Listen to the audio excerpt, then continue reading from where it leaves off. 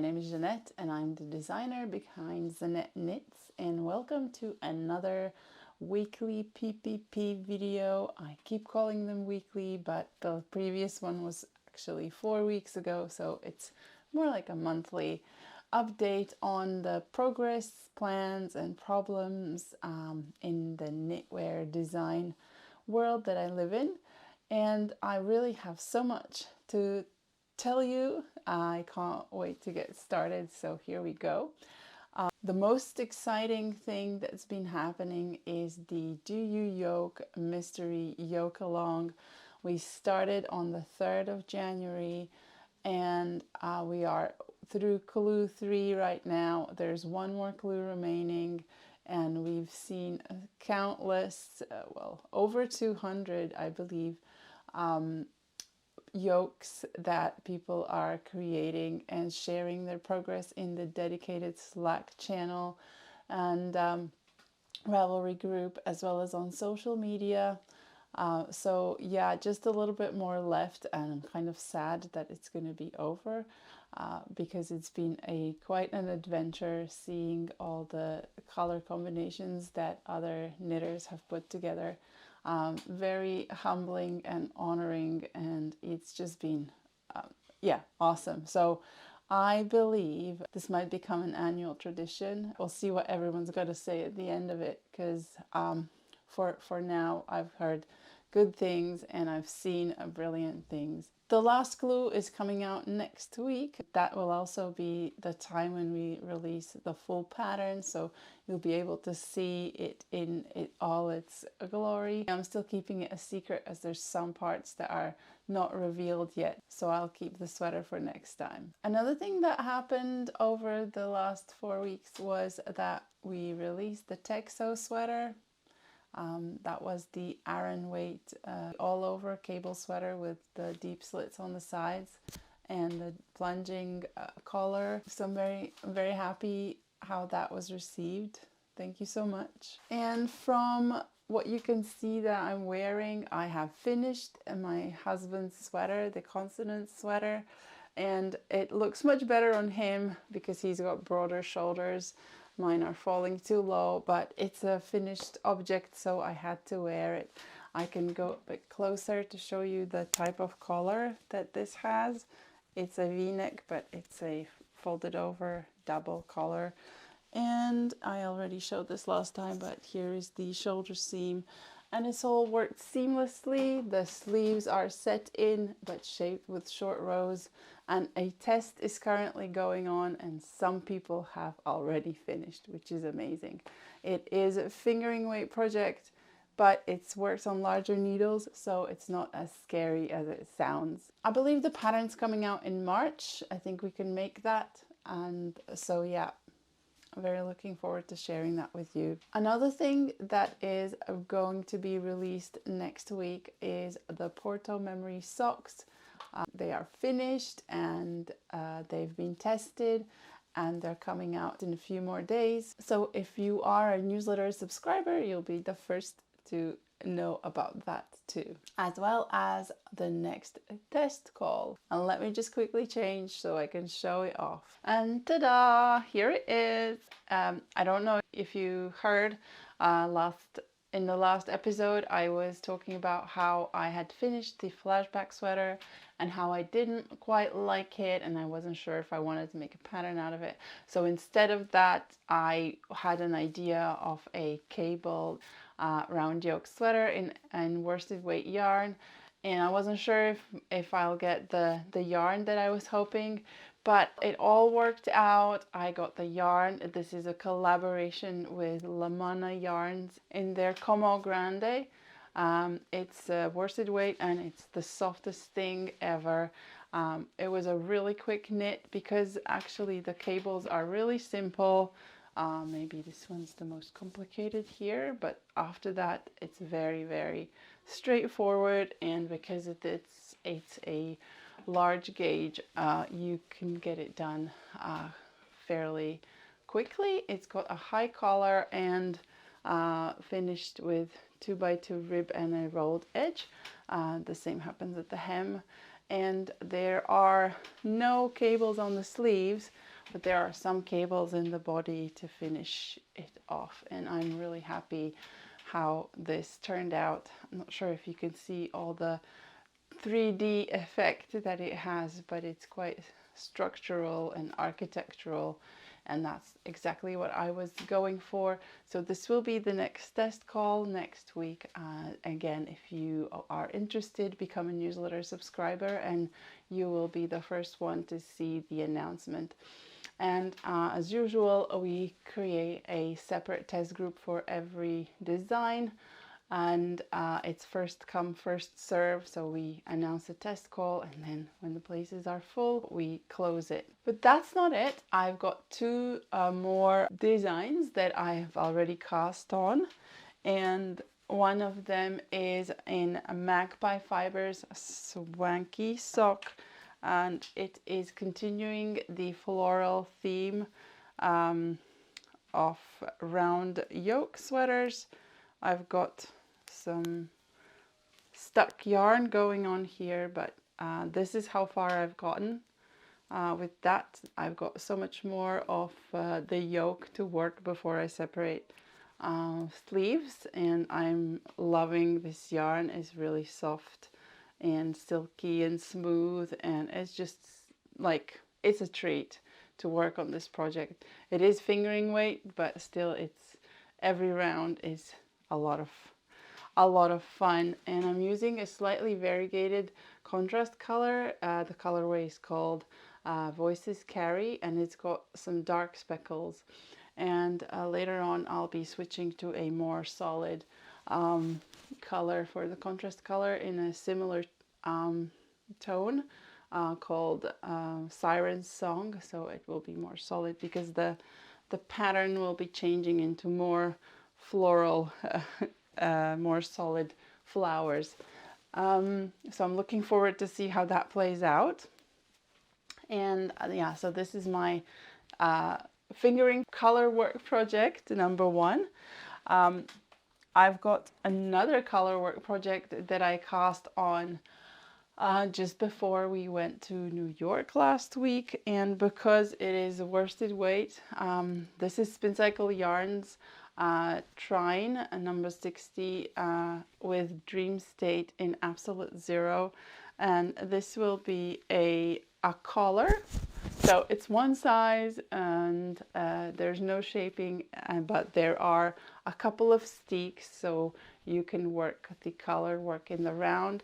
And it is Latvian-inspired. It's got an interesting back construction, or shoulder construction, should I say. I might do something different with the collar. I'm not sure if I like how this looks right now. If I have enough yarn, perhaps I'll do what I've done here. If not, I'll have to take it down a bit to stop the top flaring out like it is right now, or maybe after blocking it won't look like that. But yeah, I am not changing anything to do with this color work motif. I think it's quite striking, and I am loving this color combination. I couldn't be happier. It's turned out perfectly. These are my colors. I love them so much. We'll start testing this color towards the end of this month, and then the release will be in collaboration with Spin Cycle Yarns to celebrate their 20th anniversary, or the 20th birthday this year, as they established in 2004. So yeah, very happy to be part of that celebration, because I do love Spin Cycle Yarns. My friend even got me a Spin Cycles pin that I attached to my pouch, accessory pouch. So yeah, I'm fully fan. Then I have a couple of miscellaneous projects. Right after I had finished the consonant sweater and the undertone sweater, and I was waiting for some of my yarn to arrive for the next colorwork projects, and I couldn't wait. I did not have enough patience not to cast on a miscellaneous, a quick colorwork sock. I think we'll call them the boredom buster socks, because that was the whole purpose. I just wanted to do something with colorwork, so I picked up the leftovers from Porto memory socks and hand spun leftovers from another project last year, and started putting these little tiny motifs together to create a quick sock. There might be a pattern for it, I'm not sure.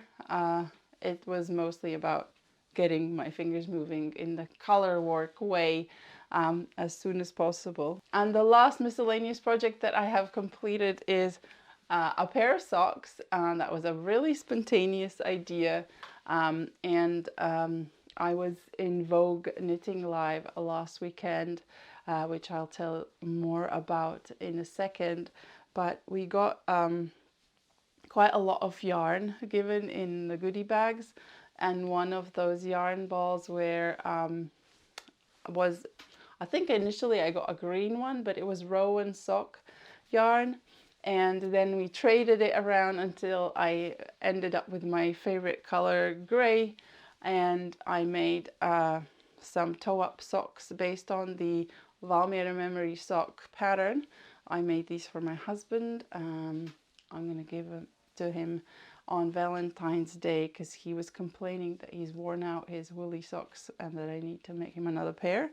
He doesn't know about it yet, but I thought that I could add a little bit of something funny to them. I don't know if you can call it embroidery, but I used a tapestry needle to double stitch a couple of cards in the cuffs, and I hope he appreciates that. So Vogue Knitting Live, that was the highlight of the January month for us. We started thinking about going there last year, early last year, just after it had happened last year in February. And we set ourselves a goal to make enough money to be able to travel across the ocean and get ourselves a hotel in Manhattan and just stay there and enjoy the full experience that Vogue Knitting Live has to offer.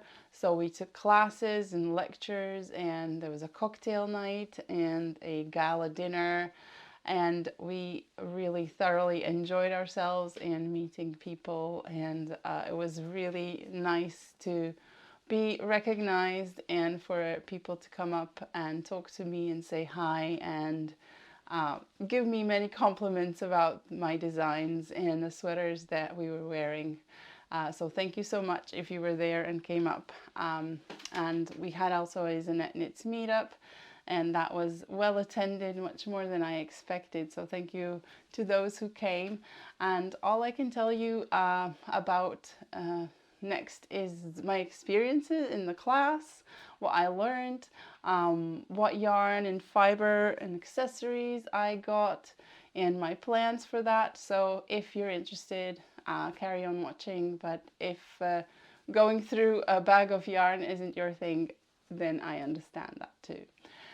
So the first day when we landed, it was at nighttime on Tuesday, and we were quite jet lagged, but we wanted to do something, so we went to the top of the Rockefeller building to look at New York from a bird's view at night, and it was very spectacular. The next day we had reserved to just get our bearings and adjust the jet lag.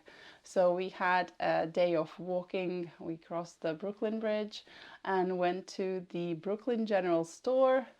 We spent like an hour there because we really enjoyed the shop, and we couldn't really choose anything for the longest time, but I finally settled on a decision to make Brooklyn memory socks, and I picked these two yarns for it. So this one is called Little Fox, and it's a merino silk combination.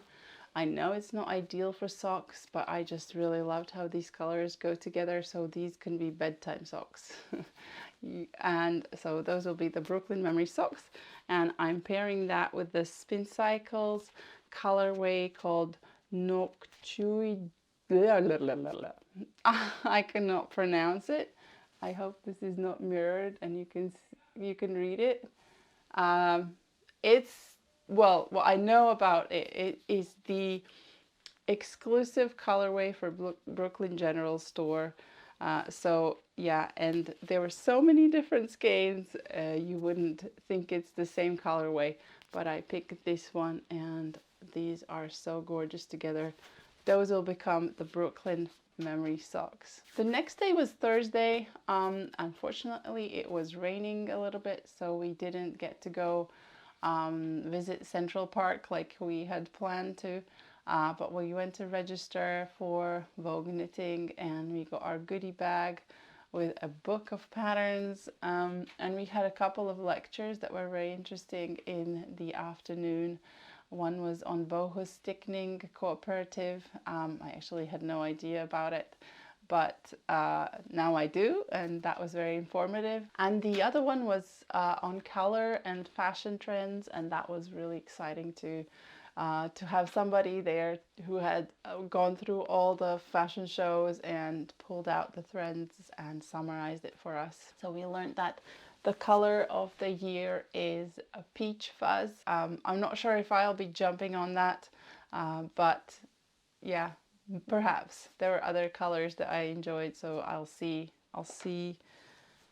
that if I can incorporate those in my designs next year. And I got a lot of inspiration and ideas from that lecture. And on Friday, I had a full day of classes, and that was also the day when the marketplace opened. So my class was in two parts, and it was the Bristol Ivy class on lace design. It was called A Lace for Everything and Everything in Its Lace, if I remember correctly. And we got to discover a nice way, or an interesting way, to come up with lace motifs. And yeah, I made like 3 swatches. I'm not sure if I will use these exact ones for any of my designs. I have not designed any lace patterns much yet, because I'm always afraid to do the shaping, or having to do a chart per size. That just seems a little overwhelming for 9 sizes and the different locations where shaping is required. But perhaps something simple can be born out of this. It was definitely entertaining and very creative. So I am going to hustle until I can get some lace incorporated in some of my future designs. And then we went to Marketplace on Friday, and we spent like a couple of hours there, going through slowly, step by step, seeing what's there. And the vendors had done an amazing job. I could see them throughout Thursday afternoon and Friday during the whole day, setting up their booths. And yeah, I could see a lot of work had gone into. Thank you so much for doing that, for coming together. I know you have lots of luggage and shipping containers and vans and everything to unload, and put it all nicely for us, so we can just absorb all of that in one go. The only purchase I did on Friday was 3 skeins of loop fiber Studio Yin Yang, and I saw this knit up and I had to have it because this marl it happened to be one of the trends we just heard about in the lecture. Yeah, it was gorgeous. So I'm gonna make a very simple cardigan with buttons, and I also bought buttons on the last day for it too. So that will be one of my summer designs, which I can't wait to get started on. This is going to be so wearable. On Saturday, I had a free morning, so I could go and browse the marketplace again. And in the afternoon, I had a lecture on stacked stitches with Sandy Peters, and I was super impressed with that lecture. It was probably the highlight of my weekend, how well structured it was, how engaging the teacher was and how mind-blowingly genius this technique is that they came up with. Since that lecture, I've just been dreaming up designs on where I could incorporate these stacked stitches. So this is a small swatch that I made during class. And yeah, I've got some ideas, but it's quite advanced. So yeah, it's gonna take some pondering to make sure it's simple and accessible for most knitters and still looks good and does this technique the justice it deserves. We met Karen from Do You Knit on Thursday evening for some drinks, and she was so generous. She gave me lots of yarn, and this is from Moondrake, and it's called a Sparkles in Stardust, and in the rose quartz colorway. And I think I know exactly what to make with this for a summer project. And well, we're like-minded in that we just love spin cycles, and these are two of the Do You Knit exclusive colorways. And I feel that these might be the ones we use for next mystery Yokealong.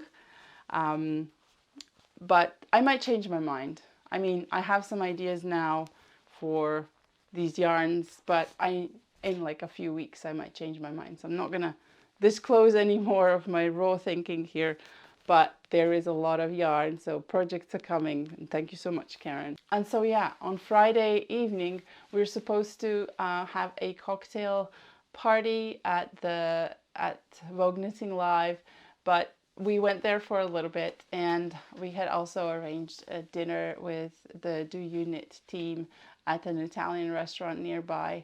So we went and had a more intimate dinner and chat about knitting and future collaborations and how we're gonna definitely meet up again because we had so much fun. So thank you, girls.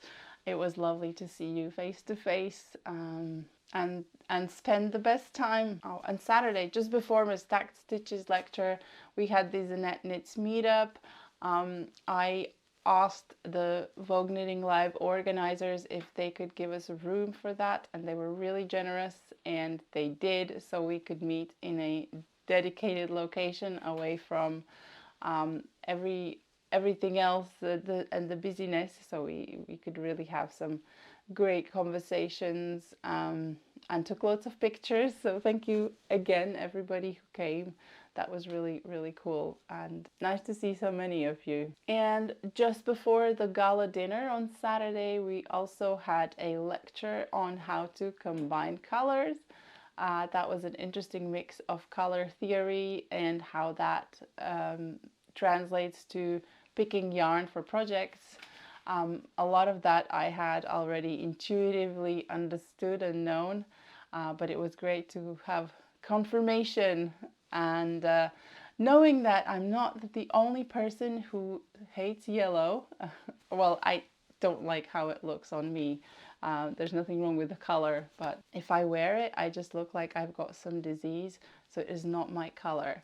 But kudos to anyone who can pull it off. You're very lucky, because it does look great in combination with other colors, and especially for colorwork projects. Yellow can save the day if you're feeling dull, apparently. I'll still stay away from it. And the gala dinner was great. We had a fun table.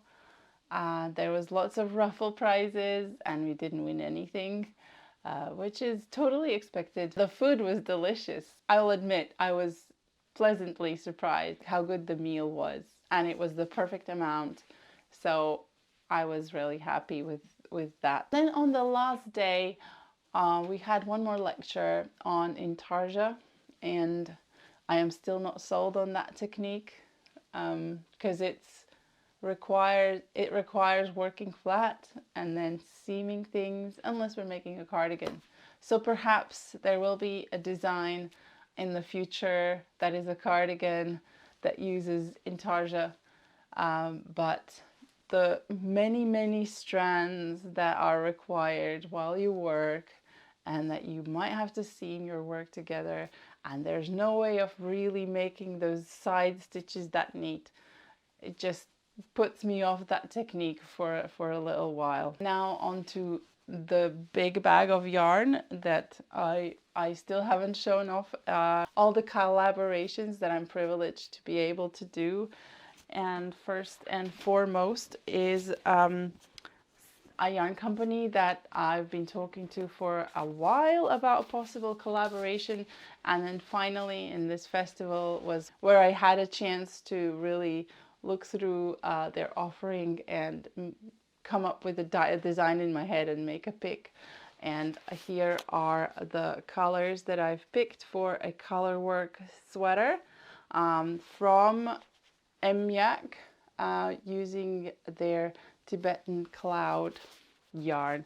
So that will probably be an early fall pattern, working through the summer because it's going to be something warm. And the next one was totally unexpected. I had not heard of them before, but when I saw their booth, I just couldn't take my eyes off it. And what's worse, when I entered and started touching the yarns, I could barely leave. I couldn't leave without asking if they'd consider a collaboration. And they were so generous and nice. And so I went away with 5 skeins for another colourwork project. And that is Camellia Fiber Company. And this is the Suri lace base. And oh my goodness, they had swatches knit up in all their bases, and one after another they were just the thing that you'd want to wear and not take off. So I really can't wait to get started on this project. It's very subtle contrast, so I'll have to use some big geometric shapes to show it off.